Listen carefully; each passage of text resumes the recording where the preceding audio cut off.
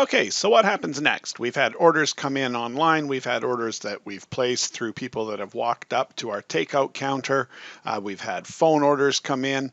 So we have orders that have come in all kinds of different ways and in all various different states. So if we take a look, first one is a pickup order that is already paid and its status is sitting as ordered. The reason it's green here is to make it very clear that this order has not yet been printed, so it hasn't made it to the kitchen.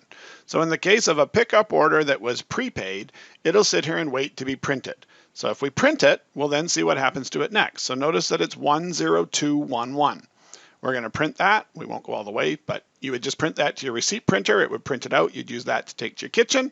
And when that's done, we'll actually see that 10211 has dropped to the bottom and it's all green.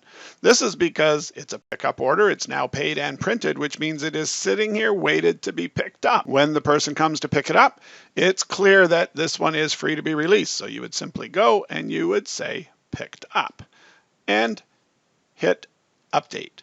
And that'll actually clear it from the list.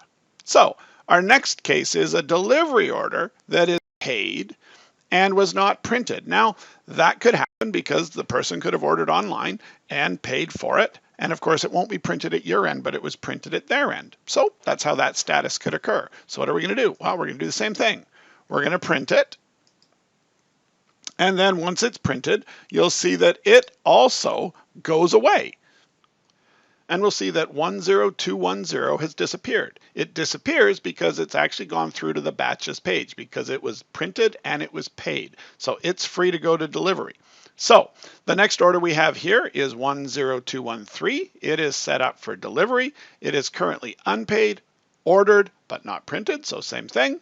We can go and just say print and it will also go off and disappear because it's also gone to the delivery page. So of course it goes to the delivery page even though it wasn't paid because in the pre-COVID world it was fairly common to collect the payment at the customer's location. So the system still allows for that. So when we get out of COVID we can go back to the normal way. So that would mean that the delivery driver is going to go and take it out there, collect the payment, and it will be cleared from the list back to you when he actually clicks the button that says he's delivered it.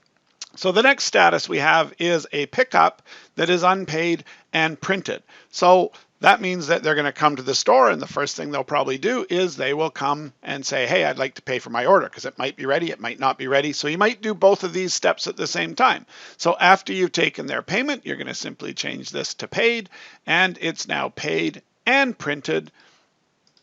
So you could set this directly to say, picked up when it's picked up, or you could leave it here as paid and printed because you actually took the money, but it is not in fact picked up, and therefore it drops to the bottom where it's all clear and waiting for pickup. So then you could have the pickup that is unpaid and printed. So same thing, you're going to just take the money, update that, and it'll drop to the bottom. So at this point, you have no new orders that need to be printed, no new orders that need to have money.